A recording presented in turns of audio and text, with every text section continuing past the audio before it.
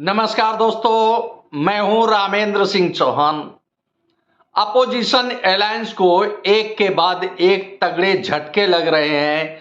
अब शायद opposition alliance को यह झटके बर्दाश्त नहीं होंगे।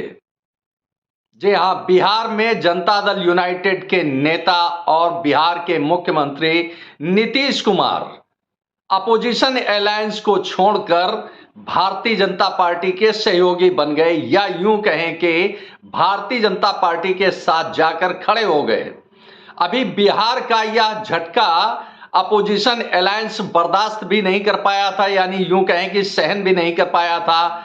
इसी के बाद मध्य प्रदेश से कांग्रेस को एक बड़ा झटका लगा है। कांग्रेस के एक वरिष्ठ नेता और मध्य प्रदेश के पूर्व मुख्यमंत्री कमलनाथ अपने बेटे नकुल नाथ को साथ लेकर अब कांग्रेस को पूरी तरह से टाटा बाय बाय कहने की दिशा में आगे बढ़ चुके हैं। 2023 के अंतिम दौर में राजस्थान, मध्य प्रदेश, छत्तीसगढ़ सहित देश के 5 राज्यों में विधानसभा चुनाव हुए थे।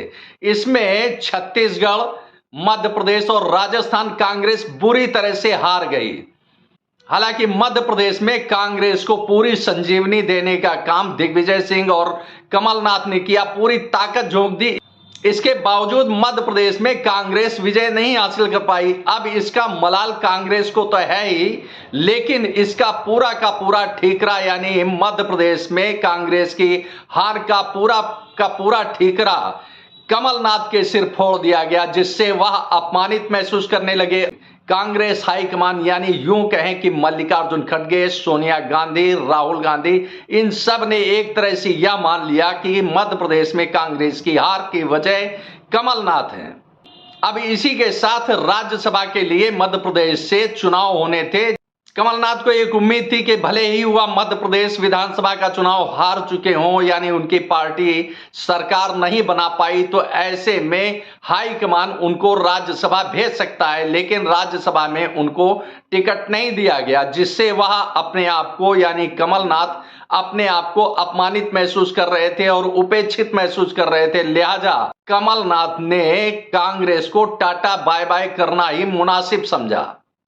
अब वैसे देखें तो कांग्रेस की सर्वे सर्वा रही और देश की पूर्व प्रधानमंत्री स्वर्गीय श्रीमती इंदिरा गांधी के 2 बेटे थे, राजीव गांधी और संजय गांधी, लेकिन कमलनाथ को वह तीसरा बेटा अपना मानती थी। यानी खून का रिश्ता न होने के बावजूद कमलनाथ से इंदिरा गांधी की घनिष्ठता इतनी अधिक थी कि कमलनाथ को इंदिरा गांधी अपना तीसरा बेटा मानती थी। तो इस तरह से देखें तो स्वर्गीय इंदिरा गांधी का यह तीसरा बेटा भी कांग्रेस को टाटा बाय बाय करते दिख रहा है। इससे यह भी कहा जा सकता है कि कमलनाथ के जाते ही मध्य प्रदेश को, यानी पूरे कांग्रेस को एक तगड़ा झटका और लगने वाला है।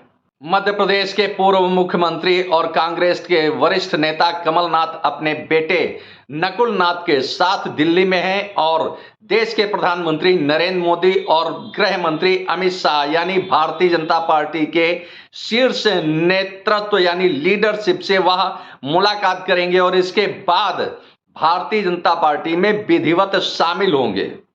तो इस तरह से अपोजिशन अलायंस को एक बार फिर तगड़ा झटका लगता दिख रहा है। हालांकि 2024 के लोकसभा चुनाव में अब बहुत अधिक वक्त नहीं बचा है। इस तरह से देखें तो एक के बाद एक अपोजिशन अलायंस को तगड़े झटके लग रहे हैं, जिसे अब शायद अपोजिशन अलायंस के लिए बर्दाश्त करना बड़ा मुश्किल है। क्योंकि यदि कमलनाथ और उनके बेटे नकुल नाथ, यह कांग्रेस के 2 बड़े नेता भारतीय जनता पार्टी में चले जाएंगे, तो ऐसे में लोकसभा चुनाव 2024 में मध्य प्रदेश में कांग्रेस को तगड़ा झटका लगेगा, उसकी सीटों पर ग्रहण लगेगा, जो उसको एक संभावित उम्मीद है कि कांग्रेस मध्य प्रदेश में कोई करिश्मा कर ले जाएगी थोड़ा बहुत। लेकिन जिस तरह से नकुल नाथ और कमलनाथ, यानी पिता पुत्र, भारतीय जनता पार्टी की गोद में जा बैठने की तैयारी में है, तो उससे निश्चित रूप से कांग्रेस को लोकसभा चुनाव में मध्य प्रदेश में तगड़ा झटका लगेगा। अब भले ही राहुल गांधी भारत जोड़ो यात्रा या भारत जोड़ो न्याय यात्रा निकाल रहे हों, लेकिन जिस तरह से उनकी पार्टी के नेता एक के बाद एक दल छोड़कर जा रहे हैं, या यूं कहें कि कांग्रेस से विदा ले रहे हैं, कांग्रेस को अलविदा कह रहे हैं, तो इससे उनकी कोई भी यात्रा सार्थक होती नहीं दिख रही। क्योंकि यदि लोकसभा चुनाव में वह अपनी ताकत नहीं दिखा पाए और अपनी कोई अहमियत नहीं बता पाए, तो उनकी इन यात्राओं का कहीं कोई मतलब नहीं है। अब वहीं दूसरे नजरिए से देखें तो भारतीय जनता पार्टी ने एक तरफ तो बिहार को तोड़ा, बिहार में जनता दल यूनाइटेड यानी नीतीश बाबू को अपने साथ ले आई, तो वहीं पश्चिम बंगाल में लोकसभा की 42 सीटें हैं। पश्चिम बंगाल में मुख्य रूप से जो उसका वहां का क्षेत्रीय राजनीतिक दल है वह तृणमूल कांग्रेस है, और तृणमूल कांग्रेस पश्चिम बंगाल में सत्ता में है, मुख्यमंत्री है ममता बनर्जी।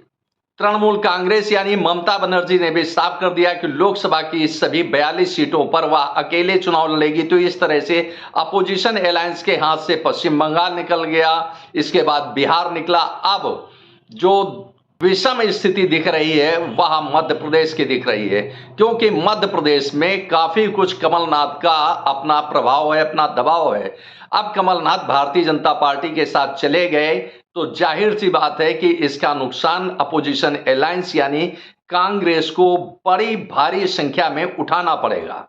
इसको दूसरे नजरिए से भी कह सकते हैं कि कमलनाथ के जाने के बाद कांग्रेस मध्य प्रदेश में अनाथ जैसी स्थिति में होगी। भले ही दिग्विजय सिंह जैसे नेता कांग्रेस के मध्य प्रदेश में हों, लेकिन झटका तो एक के बाद एक लगा ही, क्योंकि मध्य प्रदेश से 2019 में ज्योतिरादित्य सिंधिया कांग्रेस छोड़ करके भारतीय जनता पार्टी में चले गए। इसके बाद अब कमलनाथ यह दूसरे बड़े नेता हैं मध्य प्रदेश के जो भारतीय जनता पार्टी में जा रहे हैं कांग्रेस को छोड़कर। तो ऐसे में जाहिर सी बात है और लाजमी है कि कांग्रेस को मध्य प्रदेश में न केवल चुनौती बड़ी मिलेगी बल्कि बड़ा तगड़ा झटका लगेगा। आपने इस वीडियो को देखा, आपको यह वीडियो कैसा लगा कमेंट बॉक्स में हमें अवश्य बताएं। वीडियो को शेयर करें। यदि आप हमारे चैनल पर नए हैं तो हमारे चैनल को सब्सक्राइब करें, जिससे आने वाले वीडियो, आने वाले नोटिफिकेशन आपको मिल सके। दोस्तों, वीडियो को लाइक करना ना भूलें। आप लाइक करते हैं तो हमारा प्रोत्साहन होता है, हमारा मोटिवेशन होता है। आपने वीडियो को देखा, आपका बहुत बहुत धन्यवाद। Thank you. जय हिंद, जय भारत।